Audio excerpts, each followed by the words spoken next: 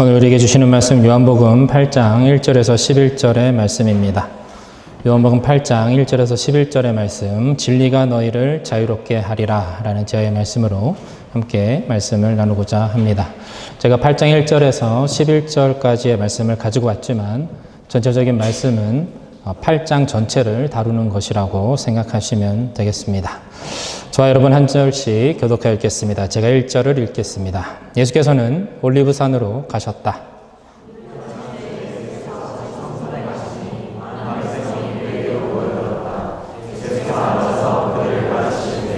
율법학자들과 바리새파 사람들이 간음을 하다가 잡힌 여자를 끌고 와서 가운데 세워놓고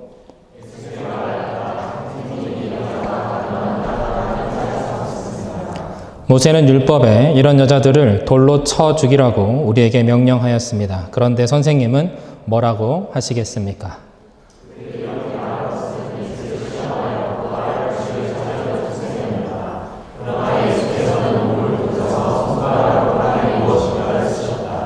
그들이 다그쳐 물으니 예수께서 몸을 일으켜 그들에게 말씀하셨다. 너희 가운데서 죄가 없는 사람이 먼저 이 여자에게 돌을 던져라. 이 말씀을 들은 사람들은 나이가 많은 이로부터 시작하여 하나하나 떠나가고 마침내 예수만 남았다. 그 여자는 그대로 서 있었다.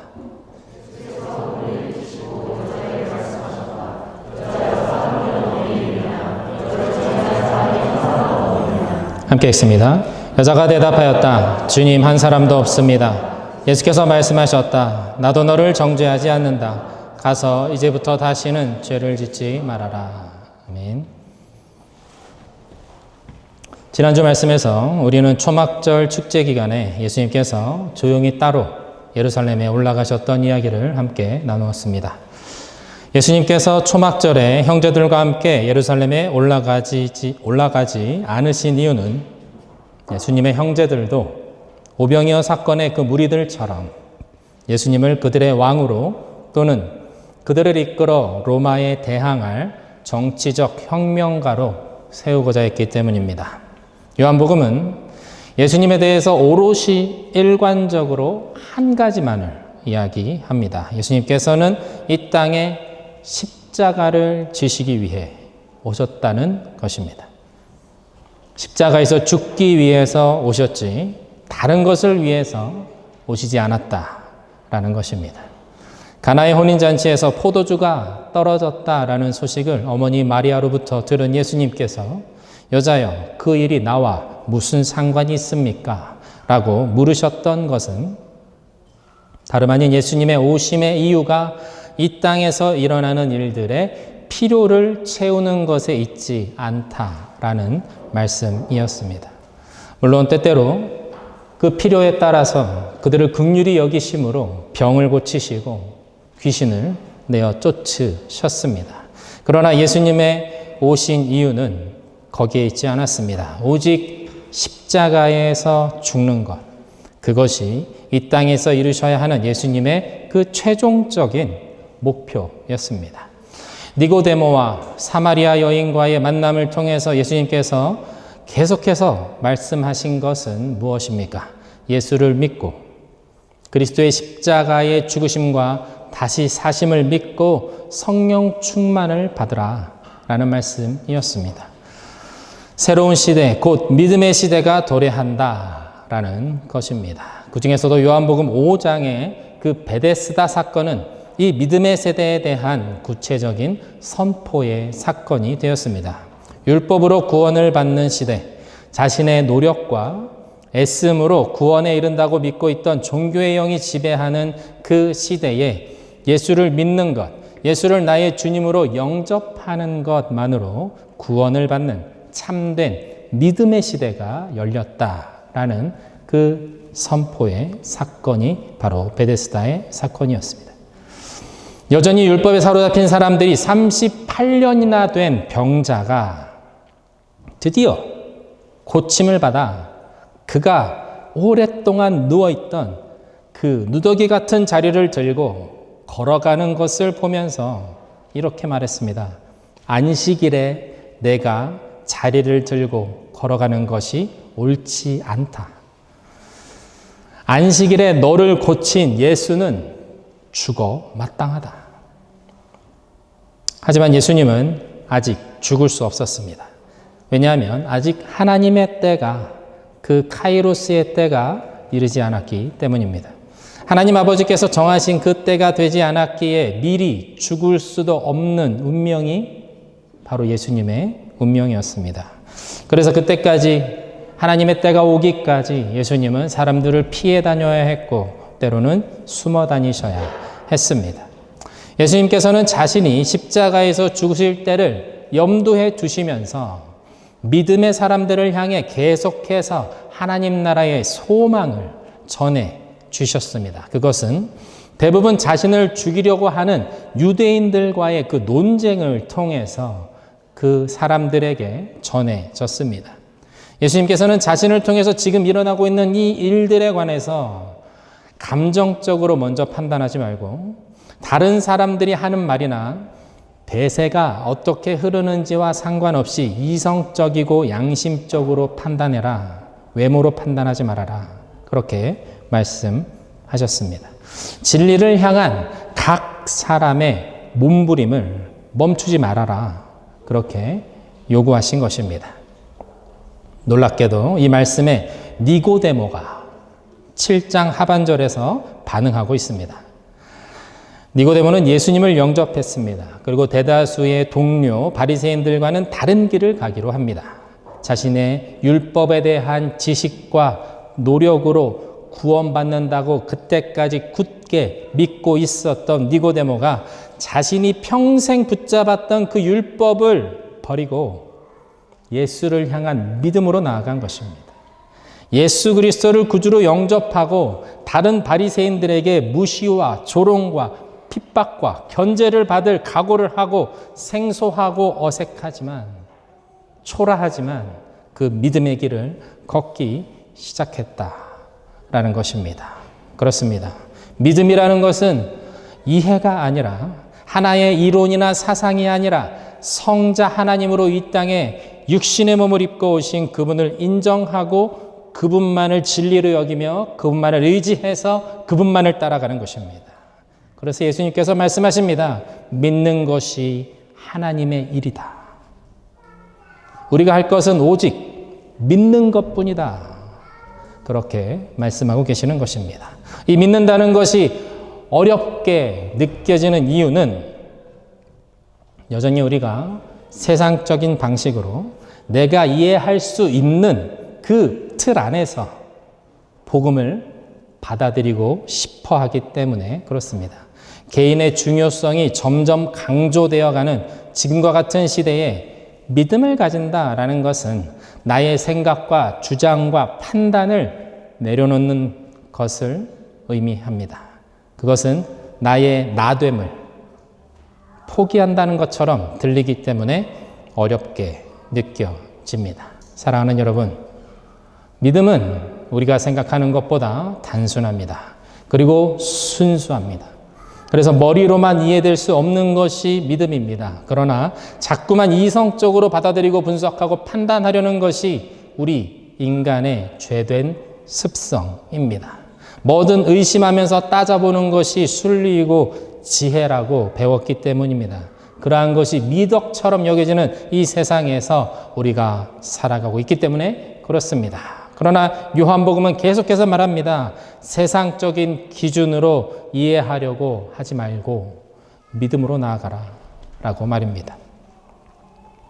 오늘 우리가 함께 읽은 요한복음에서는 한 가지 사건을 계기로 예수님은 누구신가? 라는 그 또 하나의 논쟁이 시작되고 있는 것을 볼 수 있습니다. 그것은 간음하다가 붙잡혀 온 여인에 대한 처분입니다. 예수님을 죽이기로 이미 작정한 바리새인들과 이 서기관들이 간음하다가 현장에서 붙잡혀 온 여인의 처벌에 대해서 예수님께 묻습니다. 그러한 경우는 돌로 쳐서 죽이는 것이 모세의 율법으로 이미 정해져 있었습니다. 하지만 예수님께서 모세의 율법대로 돌로 치라 그렇게 말씀하시면 38년 된 병자를 안식일에 살리셨던 사랑과 자비의 예수님과 맞지 않는 선택이므로 위선자다라고 몰아붙일 것이 분명했습니다. 여인을 풀어줘라 그러면, 이렇게 이야기하면 대놓고 모세의 율법을 어겼다고 예수님을 붙잡아서 죽여야 한다고 그렇게 달려들었을 것입니다. 예수님을 시험하고자 이 한 여인을 볼모로 잡고 있는 율법의 전문가들인 바리새인들과 서기관들을 향해서 예수님께서 이렇게 말씀하십니다. 오늘 보면 7절의 말씀입니다. 한번 같이 읽겠습니다. 시작. 그들이 다그쳐 물으니 예수께서 몸을 일으켜 그들에게 말씀하셨다. 너희 가운데에서 죄가 없는 사람이 먼저 이 여자에게 돌을 던져라. 예수님의 말씀에 하나 둘 들었던 돌을 내려놓고 그곳에 있던 사람들이 다 떠나갔습니다. 그 자리에 죄가 없는 사람은 없었기 때문입니다. 모든 사람은 죄인입니다. 율법의 전문가인 이들이 하는 것을 보십시오. 하나님의 율법이 얼마나 왜곡되었는가 우리가 보아야 합니다. 예수님을 죽이기 위해서 지금 이들이 사용하는 것은 율법입니다. 율법을 사용해서 구원받아야 할 사람을 희생양으로 삼습니다. 하나님께서 주신 율법이 사람을 죽이는 도구가 되었고 영혼을 구원해야 하는 그 율법이 오히려 영혼을 이용하고 있습니다. 율법으로 인해서 죄 가운데 죽을 수밖에 없는 이 여인에게 예수님께서는 말씀하십니다. 오늘 보면 10절, 11절입니다. 함께 읽습니다. 시작. 예수께서 몸을 일으키시고 여자에게 말씀하셨다. 여자여, 너를 정죄한 사람이 한 사람도 없느냐? 여자가 대답하였다. 주님, 한 사람도 없습니다. 예수께서 말씀하셨다. 나도 너를 정죄하지 않는다. 가서 이제부터는 다시는 죄를 짓지 말아라. 예수님께서는 여인의 죄를 지적하지 않으십니다. 그저 다시는 죄를 짓지 말라 당부하시고 여인을 자유롭게 풀어주셨습니다. 38년 된 그 병자를 고치셨을 때도 더 심한 것이 생기지 않게 다시는 죄를 짓지 말라 그렇게 말씀하셨던 예수님은 가늠하다가 붙잡힌 이 여인에게도 같은 말씀을 하시고 돌려보내십니다. 죄에 대한 어떠한 대가도 그들에게 요구하지 않으십니다. 왜냐하면 그 대가를 치르기 위해서 당신이 오셨기 때문에 그렇습니다. 그렇습니다. 예수님께서 이 땅에 오신 이유는 심판하기 위해서가 아닙니다. 십자가를 지시기 위해서입니다. 요한복음 3장 16절에서 18절의 말씀을 제가 세 번역으로 읽겠습니다. 하나님께서 세상을 이처럼 사랑하셔서 외아들을 주셨으니 이는 그를 믿는 사람마다 멸망하지 않고 영생을 얻게 하려는 것이다. 하나님께서 아들을 세상에 보내신 것은 세상을 심판하시려는 것이 아니라 아들을 통하여 세상을 구원하시려는 것이다. 아들을 믿는 사람은 심판을 받지 않는다. 그러나 믿지 않는 사람은 이미 심판을 받았다. 그것은 하나님의 독생자의 이름을 믿지 않았기 때문이다. 예수님께서 오신 이유는 십자가에 있습니다. 그 십자가는 인류를 대신해서 예수님 자신이 그 심판의 자리에 서는 것입니다. 하나님의 아들로 이 땅에 오신 예수님을 통해서 세상을 구원하시는 것, 그것이 하나님의 뜻이요 계획이었습니다. 그 하나님의 뜻을 이루기 위해서 오신 예수님은 간음이라는 죄를 짓다가 현장에서 붙잡혀온 여인에게 이렇게 말씀하시는 것입니다. 나는 너를 정죄하지 않을 것이다. 예수님은 정죄하실 수 있는 분이십니다. 그렇지 않습니까? 심판하실 수 있는 권리가 그분에게 있음에도 불구하고 예수님께서는 죄인들에게 죄를 가르치지 않으셨습니다. 그 죄에서 벗어나는 방법도 가르쳐 주시지 않았습니다. 죄가 얼마나 무섭고 끔찍한 것인지 예수님께서 설명해 주시고 보여주지 않으셨습니다. 다만 이 죄의 문제를 내가 해결하겠다. 그 해결하는 나를 믿고 너는 제발 구원을 받아라. 그렇게 말씀하시고 계시는 것입니다. 여러분, 이것이 복음입니다. 계속해서 말씀드리지만 하나님의 뜻과 계획은 우리가 들어도 이해하지 못하며 십자가 구원의 그 원리와 그 정확한 의미에 대해서 우리는 들어도 다 깨달아 알 수 없습니다. 그럼에도 불구하고 우리는 항상 이렇게 기도합니다. 하나님, 당신의 뜻을 가르쳐 주십시오. 그러면 제가 순종하겠습니다. 라고 말입니다. 그러나 애초부터 이해하지 못하는 우리들에게 하나님께서 당신의 뜻을 다 가르쳐 주신다고 하더라도 우리는 결코 그것을 다 완전히 이해하지 못합니다. 예전에도 제가 한번 말씀드렸다시피 저는 개미와 인간의 어떤 차이를 빌어서 하나님과 우리의 관계를 그렇게 설명하는 것을 저는 좋아합니다.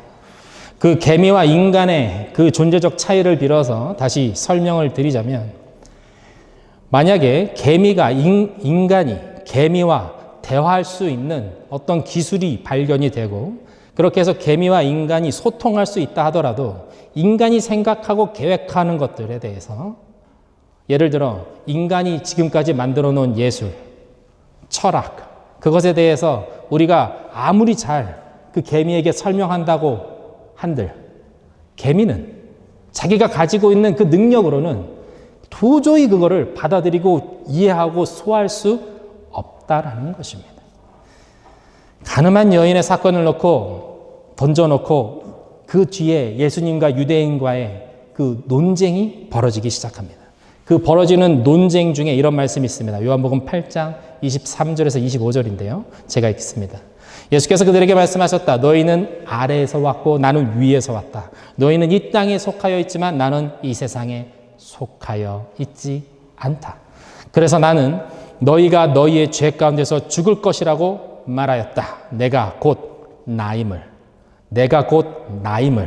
너희가 믿지 않으면 너희는 너희 죄 가운데서 죽을 것이다. 그들이 예수께 물었다. 당신은 누구요? 예수께서 그들에게 대답하셨다. 내가 처음부터 너희에게 말하지 않았느냐. 예수님께서 하시는 말씀이 무엇입니까? 그 존재적 차이를 지금 말씀하십니다. 그 오리진의 디퍼런스를 말하는 것이죠. 너희는 아래에서 왔다. 그리고 나는 위에서 왔다. 존재의 시작점이 다르다라는 것입니다. 이것은 개미와 인간 정도의 차이를 훨씬 뛰어넘는 그 존재적 차이를 의미합니다. 하늘과 땅이 만날 수 있습니까? 결코 만날 수 없습니다. 영원한 평행선상에 놓여 있는 것입니다. 우리는 모두 땅에서 태어났고 땅으로 돌아갑니다. 그러나 예수님은 하늘에서 오셨습니다. 그리고 부활하셔서 다시 하늘로 올라가셨습니다. 그리고 마지막 때에 다시 하늘로부터 오셔서 이 땅을 심판하실 재림의 주님으로 오신다 하셨습니다. 예수님은 당신이 육신의 모습을 입고 오신 하나님이시기 때문에 이 땅이 아닌 하늘에서 왔다라고 말씀하고 계시는 것입니다. 그러면 우리 성도들 중에 공학도들이 있지 않습니까? 그러면 하늘이면 금방 하늘 위에 있는 우주를 떠올릴 것입니다. 하나님은 저 우주 어딘가에 계시다는 말인가? 대기권을 지나서 먼 우주, 그 어디쯤에 천국이 있다. 그런 이야기인가? 라고 그렇게 생각하실 수도 있을 것입니다. 그러나 그렇지 않습니다. 그 너머이고 그 훨씬 너머입니다. 우리의 눈으로, 우리의 과학기술로, 심지어 우리가 생각할 수 있는 그 최대한의 상상력으로는 결코 닿을 수 없는 곳에 계신 하나님이시다라는 것입니다. 사도 요한은 이렇게 크고 위대하신 하나님께서 작고 작은 이 지구 위에 존재하는 당신의 형상으로 만든 우리들을 사랑하셔서 구원하시고자 인간의 모습으로 오셨다라는 사실에 대해서, 바로 그것이 하나님의 뜻이요 계획이었다라는 것에 대해서 지금 말해주고 있는 것입니다. 그것이 바로 복음이라고, 그것이 하나님이 우리에게 이루신 일이라고, 정말 미물이나 다름없는 우리들이 감히 상상조차 하기 힘든 그 일이 정말 실제로 이 땅에 일어나고 말았다라고 말하고 있는 것입니다. 이것을 요한복음 8장에서 예수님께서 이렇게 말씀하십니다. 내가 나인 것을 알면 너희는 죄 가운데서 죽지 않을 것이다. 그리고 이어지는 말씀이 8장 28절 29절입니다.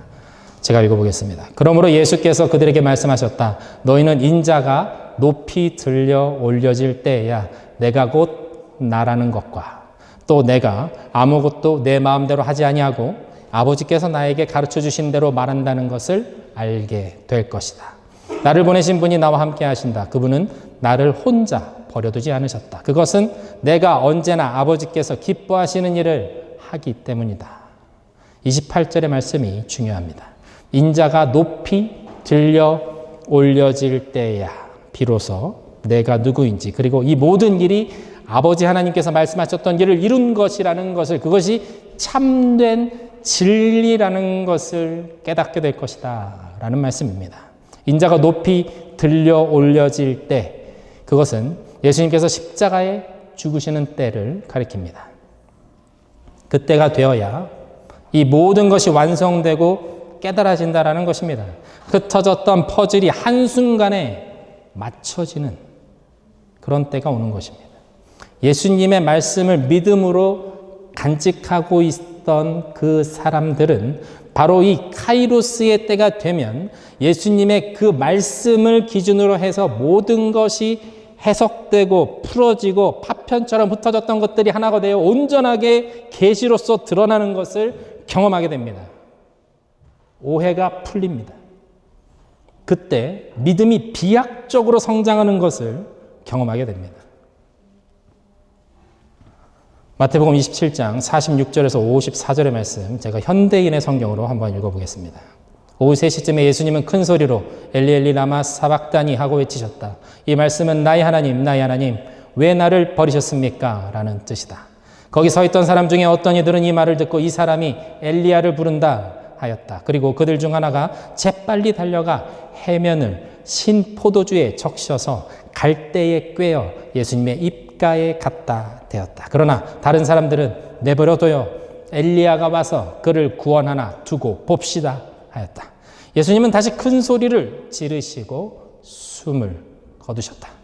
그때 갑자기 성전 휘장이 위에서 아래까지 둘로 찢어지고 땅이 흔들리며 바위가 갈라지고 무덤이 열려 잠자던 많은 성도들이 살아났다. 그들은 예수님이 다시 살아나신 후 무덤에서 나와 예루살렘에 들어가서 많은 사람들에게 나타나 보였다. 예수님을 지키던 장교와 사병들은 지진과 일어난 일들을 보고 몹시 두려워하며 이 사람은 정말 하나님의 아들이었구나 하였다. 예수님을 십자가에 매달아 놓고 모든 사람들은 끝까지 예수님을 조롱했습니다. 엘로이 엘로이 라마 사박다니 라는 예수님의 그 외침조차 이들은 저가 엘리야에게 도움을 구한다 라면서 예수님을 오해했습니다. 끝까지 그 무지함으로 예수님을 판단하고 진리를 외면하는 모습을 보입니다. 그런데 예수님의 숨이 끊어지는 그 순간에 예수님의 이 땅에서의 사명이 그 십자가 위에서 마침내 완수되는 그 순간에 성소의 휘장이 위로부터 아래까지 갈라지고 땅이 흔들리고 바위가 터지면서 무덤에 잠자던 자들이 일어나는 놀라운 일들이 동시다발적으로 일어났습니다. 그때 예수님을 못 박고 그 현장을 지켰던 로마 백부장과 군인들이 이렇게 고백합니다. 이 사람은 정말 하나님의 아들이었구나. 여러분, 이게 믿어지십니까? 예수님을 실제적으로 못 박았던 사람들입니다. 이 사람들이 로마 사람들이에요. 이방인입니다. 도대체 어떻게 이들이 예수가 하나님의 아들이라는 것을 그 자리에서 어떻게 깨닫느냐라는 것입니다. 여러분, 이상하지 않습니까? 어떻게 이들의 입에서 하나님의 아들이다라는 그 위대한 고백이 그 백부장과 그 병사들의 입에서 나온다라는 말입니까, 여러분? 이것은 이성적인 판단이 아니라는 것입니다. 이성적인 깨달음이 아닙니다. 이것은 두려움 가운데 영으로 깨달은 것입니다. 그들의 영이 그것을 지각한 겁니다. 하나님께서 깨닫게 해주셨다라는 것이죠. 믿음과 은혜는 하늘로부터 오는 것이므로 복음서에서 예수 그리스도를 하나님의 아들로 정확하게 고백했던 사람이 한 사람이 더 있습니다. 바로 베드로입니다. 마태복음 16장에서 너희는 나를 누구라 하느냐라는 예수님의 질문에 베드로가 이렇게 말합니다. 주는 그리스도시요 살아계신 하나님의 아들이십니다. 그 대답은 참으로 놀라운 것이었습니다. 베드로의 학식이나 영적인 수준에서 결코 나올 수 없는 대답이었기 때문입니다. 그래서 예수님께서 베드로를 칭찬하시지요. 그래서 이렇게 말씀하십니다. 이것을 너에게 깨닫게 하신 이는 하늘아버지시다라고 말입니다. 베드로는 하나님의 선택을 받은 자였습니다. 작고 볼품없는 베드로였지만 부르심과 사명이 있는 사람 중에 한 사람이었습니다. 그런 이 베드로가 이렇게 아름답고 귀한 고백을 자신의 입으로 했음에도 불구하고 그 고백의 뜻을, 그 의미는 알 수가 없었습니다. 하나님께서 주신 놀라운 예언의 말씀을 자신의 입으로 말했음에도 불구하고 곧장 십자가를 향해 나아가시는 예수님을 붙잡고 막으면서 항변했기 때문에 그렇습니다. 이 믿음의 고백과 그 행동의 차이, 이 믿음과 그 삶의 차이, 그 격차, 그 거리가 영원한 우주 너머에 계신 하나님과 이 땅에 두 발을 딛고 살아가는 우리들의 존재적 격차를 보여주는 것입니다. 이 넘어설 수 없는 격차입니다. 그 차이. 우리는 절대로 거기 닿을 수 없는, 우리가 고백하는 것을 그렇게 살아낼 수 없는 그런 우리를 향해서 내려오신 분이 바로 예수 그리스도고, 우리의 죄악된 육신의 한계를 그럼에도 따라갈 수 없고 살아낼 수 없으므로 믿는 자에게 약속해 주신 것이 성령입니다. 할렐루야. 그것이 성경이, 복음이 우리에게 말하고 있는 것이죠. 예수님의 말씀을 들은 사람 중에 믿는 자들이 생기기 시작했습니다. 이 논쟁을 통해서 믿는 자들이 일어나기 시작했어요. 여전히 예수님에 대해서 적대적인 사람들이 대부분이었습니다. 그 중에 구별된 자들, 영적으로 깨어있는 자들이 있었다라는 뜻입니다. 그들에게 예수님께서 당부하시죠. 논쟁 가운데 나타내시죠. 요한복음 8장 31절에서 32절입니다. 제가 읽겠습니다. 예수께서 자기를 믿은 유대 사람들에게 말씀하셨다. 너희가 나의 말에 머물러 있으면 너희는 참으로 나의 제자들이다. 그리고 너희는 진리를 알게 될 것이며 진리가 너희를 자유롭게 할 것이다. 믿음이 생긴 사람들, 예수님으로 인해서 소망이 생긴 사람들, 율법의 억압으로부터 나는 이제 구원받을 수 없는 존재라고 포기했던 그 사람들 중에서 예수님을 보면서 구원의 소망을 가지게 된 사람들에게 지금 예수님께서 말씀하고 계시는 것입니다. 나의 말에 머물러 있어라. 그리고 참된 예수의 제자가 되라. 실제로 예수님을 따라 어디든지 갔던 12명의 제자들이 있었습니다. 그러나 지금 예수님께서는 참된 제자가 되는 방법이 당신을 따라 어디든지 함께 가는 것이 아니라 예수님께서 하신 그 말씀을 마음에 담고 그것을 믿고 기다리는 사람이 되라.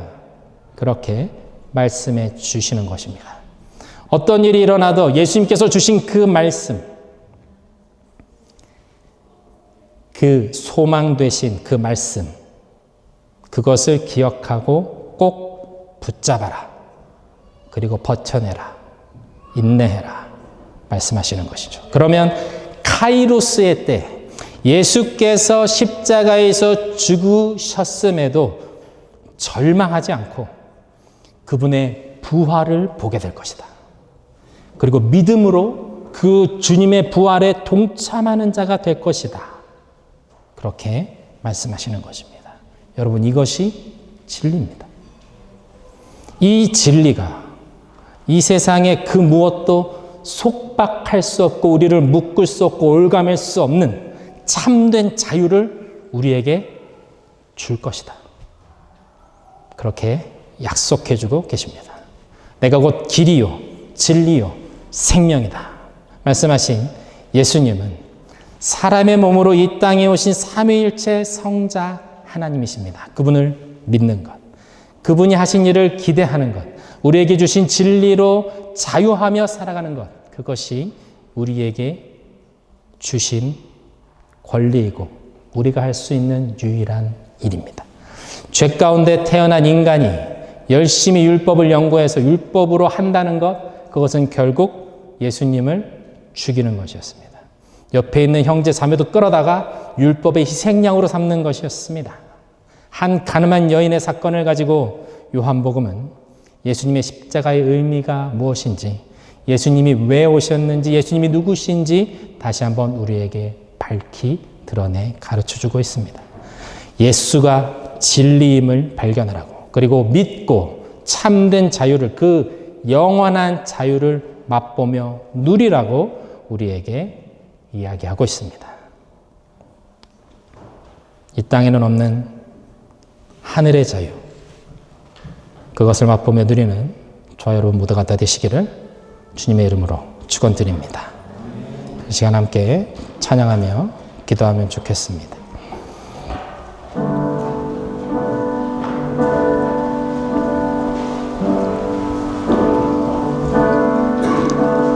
주님, 제 마음이 너무 둔해서 주님을 볼 수 없습니다. 이 땅에 속하여 이 땅만 보다가 주님 손을 놓쳤습니다.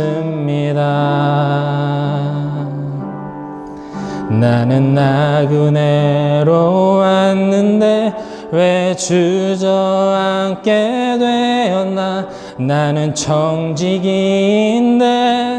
언제부터 내 삶의 주인이 되어버렸나.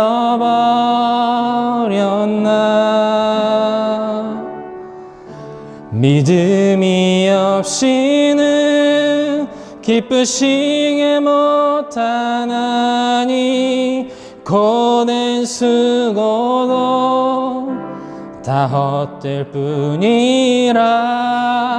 믿음이 없어서 무너진 삶의 모든 자리에 다시 주님을 기다립니다.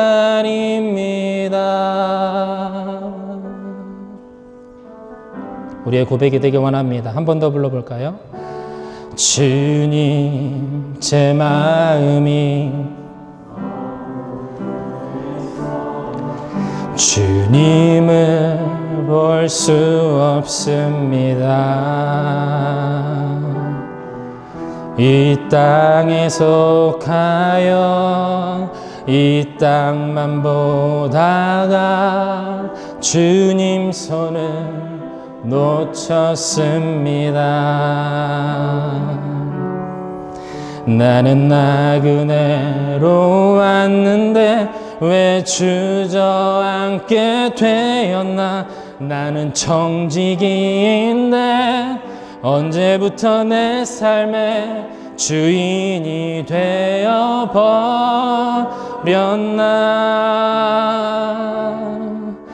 믿음이 없이는 기쁘시게 못하나니 고된 수고도 다 헛될 뿐이라.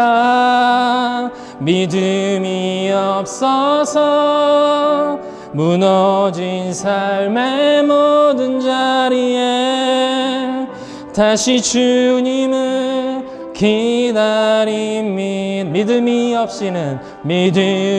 없이는 기쁘시게 못하나니 고된 수고도 다 헛될 뿐이라. 믿음이 없어서 무너진 삶의 모든 자리에 다시 주님을 우리 한 번 더 고백합니다. 믿음이 없이는 기쁘시게 못하나니 고된 수고도 다 헛될 뿐이라. 믿음이 없어서 무너진 삶의 모든 자리에 다시 주님을 기다립니다. 이 시간 한번 말씀 붙잡으며 기도했으면 좋겠습니다. 여러분 믿음이 있으십니까? 그렇다면 그 믿음과 내 삶의 격차도 보셔야 한 줄로 믿습니다. 주님 나에게 믿음을 주셨습니다. 그런데 왜 내 삶에는 그 믿음의 역사가 일어나지 않습니까? 나는 왜 주님을 의지하는 법을 모릅니까? 주님을 따라간다고, 주님이 나의 주님이라고 고백하지만 왜 내 삶은 여전히 이 땅 가운데 머물러 있고, 왜 자꾸 주님과 잡은 손을 놓으려고 하는 것입니까? 하나님, 내 믿음과 내 삶의 격차가 너무나도 크다라는 것을 아버지 내가 바라보게 하여 주십시오. 깨닫게 하여 주십시오. 그것이 나의 회개가 되게 하여 주십시오. 진리가 우리를 자유케 한다 말씀하셨습니다. 그것이 무슨 뜻입니까, 주님? 이것이 무슨 뜻입니까? 우리에게 주신 그 진리가 우리를 자유케 한다고 하셨는데, 하나님, 내가 이 세상에 묶여있는 모든 것들이 예수 그리스도로 인하여 자유케 되는 은혜가 우리 가운데 있게 하여 주시옵소서. 나의 삶 가운데 있게 하여 주시옵소서. 우리 가정 가운데 있게 하여 주시옵소서. 우리 한번 같이 말씀 붙잡고 기도하지 않겠습니까? 함께 주님의 이름 한번 부르며 기도하겠습니다. 주여, 주님, 우리가 기도하며 나아갑니다. 주님, 우리에게 진리를 알지니 진리가 너희를 자유케 한다 말씀하셨습니다. 하나님, 우리는 허울뿐인 믿음 아닙니까? 내가 믿는다라고 얘기하는데, 하나님, 이것이 정말 내가 믿음의 삶을 살아가고 있는 것입니까? 하나님, 나의 믿음이 어디 있습니까? 하나님, 주님이 원하시는, 주님이 찾으시는 그 믿음이 주님 나에게 있습니까? 하나님, 나의 삶과 하나님 주님이 요구하시는 그 믿음의 자리가 얼마나 멀리 떨어져 있는지, 얼마나 그 격차가 큰지 하나님, 내가 지금 바라보며 하나님, 내가 한탄하며 마음 아파하며 하나님 그렇게 기도합니다. 주님, 우리를 긍휼히 여겨주십시오. 주님, 우리를 불쌍히 여겨주십시오. 믿음이 없는 우리를 주님 불쌍히 여겨주시고 성령으로 우리를 인도하여 주시옵소서.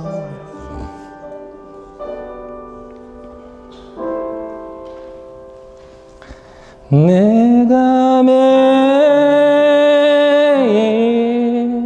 십자가 앞에 더 가까이 가오니 구세주의 흘린 보배 피로써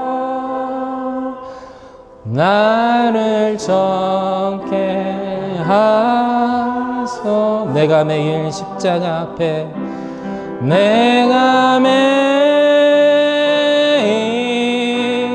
십자가 앞에 더 가까이 가오니 구세주의 흘린 보배 피로써 나를 정케 하소서.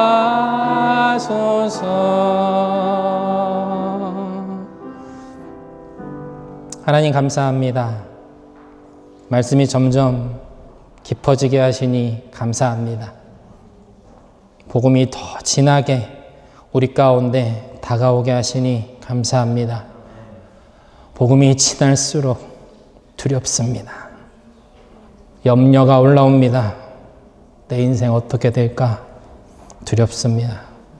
하나님, 두렵지 않게 우리를 붙잡아 주십시오. 그래서 우리를 향한 주님의 그 말씀에 아멘으로, 믿음으로 반응하며 나아가는 우리가 되게 하여 주시옵소서. 요한복음의 말씀을 통해 세상과 하나님 나라의 격차를 발견하고 하나님의 뜻과 나의 삶의 그 격차를 직면하면서 주님께 나를 열어 나의 삶을 온전히 내어드리며 날마다 우리 안에 성령을 따라 순종하며 살아가는 우리 모두가 되게 하여 주시옵소서. 감사드리며 예수님의 이름으로 기도드립니다. 아멘. 우리 주님 감사해요.